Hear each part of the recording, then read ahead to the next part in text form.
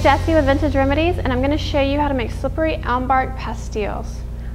Pastilles are a fantastic preparation, especially for children. They're very easy to make once you get the technique down, and you can use the technique for a lot of different herbs depending on what it is that you're wanting to do.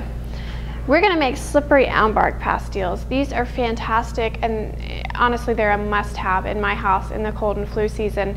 They help to soothe an irritated throat, whether the throat is irritated from an actual infection or even just from turning on the heater or the dry air in the house or just the regular changes that take place when the cool air comes in.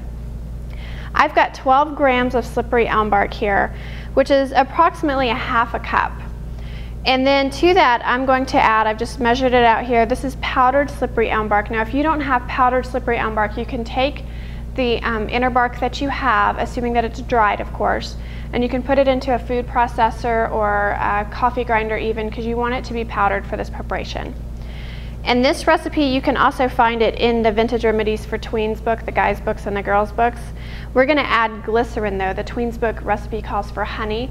Both work. You want something that's thick, somewhat sweet, and will bind it together.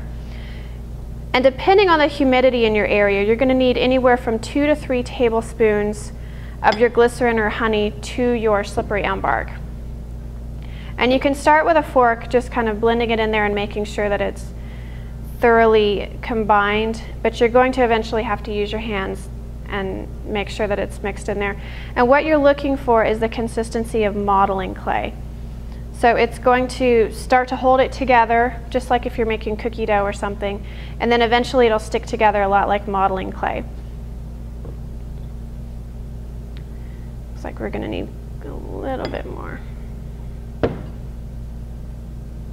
And this is a great project to get your kids involved with to help you. You can also, if you're making a really large batch, you can toss it into a stand mixer and have it mix it up for you, and then have the kids roll it out once it's combined really well.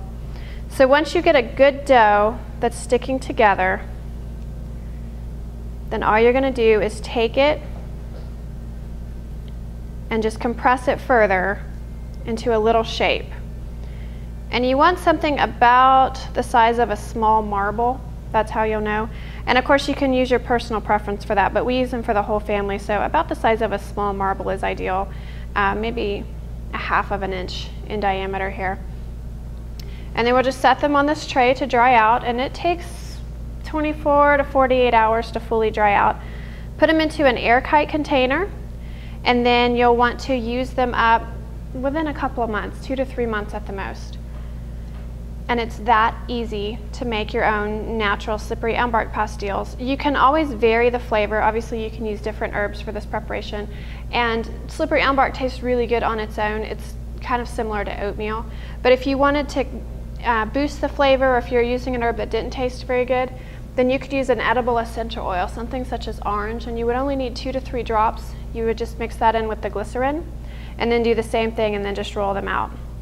So I'm going to finish rolling all of these out, and you can go get some slippery elm bark powder and try it yourself.